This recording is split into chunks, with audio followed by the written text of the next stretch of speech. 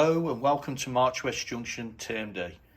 Today I'm going to show you how I paint and weather this rebar mesh from Scalemodelscenery, code Alex222-00.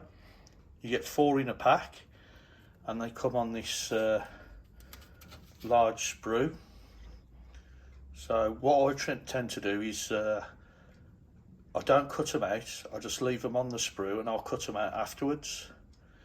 And I'm going to follow the techniques that I use for weathering the wagon that we seen on the last video. So I'll be using the Vallejo colours again, these two colours, which is your cavalry brown and your burnt umber, and there's the codes. And also I'll be using my pastels again, and I'll grind some of those and use them to add the texture to the rust. Of course you'll need some of these makeup applicators again, and some sponge from one of your dish cleaners, just torn off randomly. And I think that's about it. So let's crack on with the painting.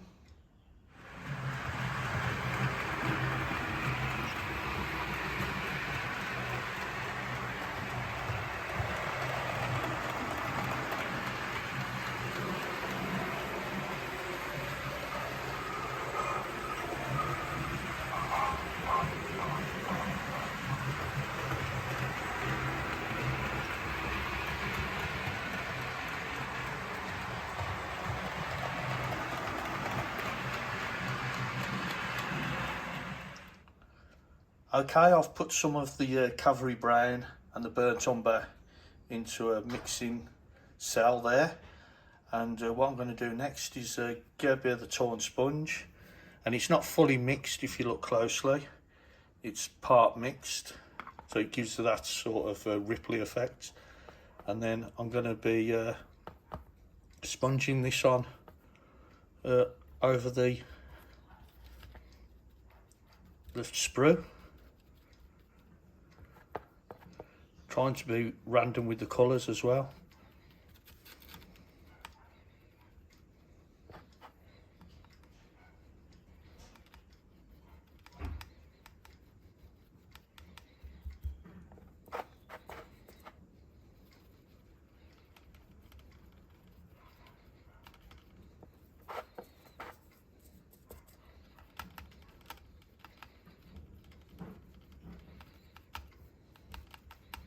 Try and make sure you cover all of it.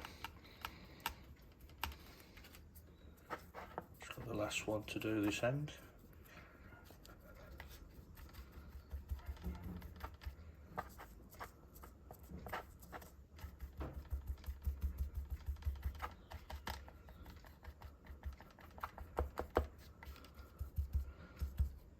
That's about covered now.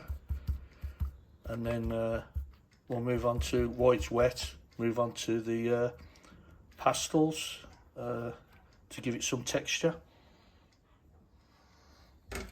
Okay, with your Stanley knife, I just scrape the pastels into one of these little cells.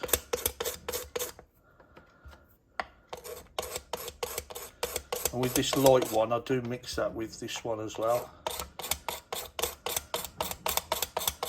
Just get a paintbrush just to stir that around a little bit to mix the colour in. Okay, that'll do. And then with your makeup applicator, you start going over the model randomly, just to give it the different texture.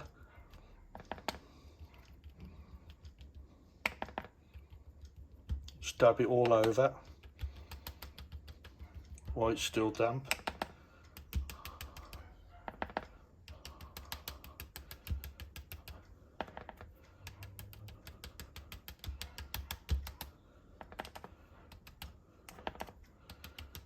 Remembering to mix the colours. You don't want the same colour as the full pattern.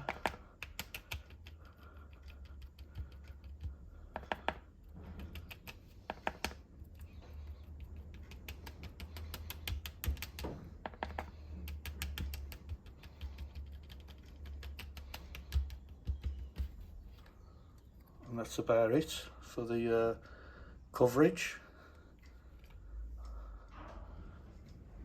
Okay, what we're going to do now is seal these powders in, and what I use for that is a dark grey stroke black wash using the Vallejo colours again, and it's the black grey, and that's the code, and then neutral grey. So I mix them in a dish, and it's probably 25 to 30% paint, and then the rest is topped up, which is 75 to 70% water. And then what we do, we just brush this on just to seal it all in, and it also gives it a bit more of an age, so it's not so vibrant, the colours. So I'll just brush these down, and this seals it all in as well. Now, depending on how you're going to be using these is on whether you do the reverse side as well. So I'm only doing the one side, as I feel that it's all going to be stacked up on woods or sleepers or something like that, so it's not necessarily needed to do both sides. So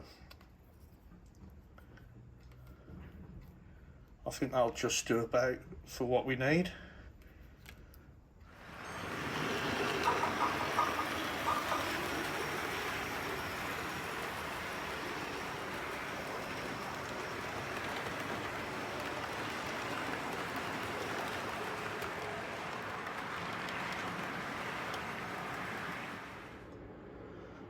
Okay, this is the rebar when it's finished, and as you can see, it's quite a good effect on it. The good thing about it as well, when you use the wash, it bends it a little bit, it starts to go soft, so it gives the impression like real rebar meshing of it's not perfectly straight, as it is a loose form anyhow. Also, using this technique, I've decided to weather some grey wagons, these hopper wagons, and this was a request by someone on Facebook, where it says what you're going to do if it was a grey body steel wagon.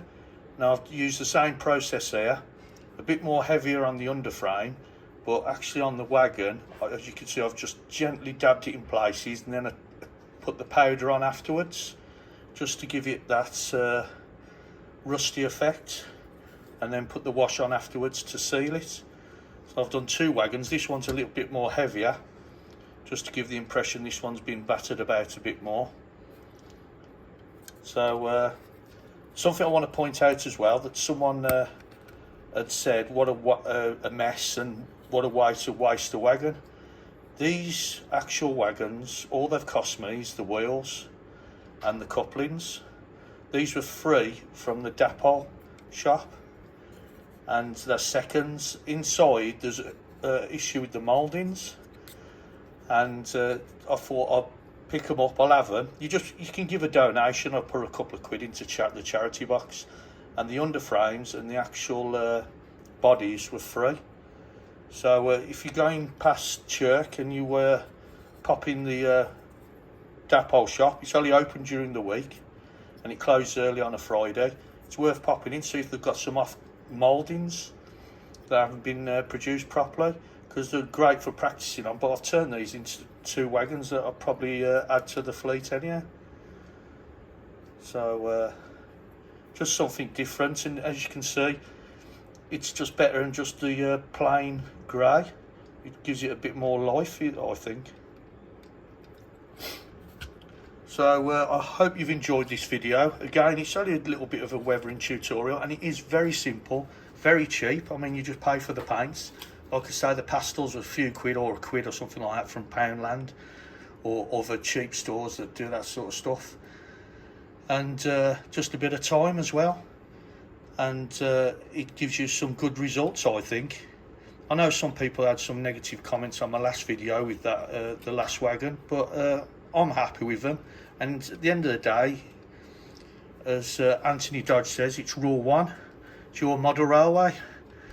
and I just think it's a cheap and easy way of doing it. You can send them off to Grimy Times and places like that, and probably get a more professional results, but it's nice having a little go yourself.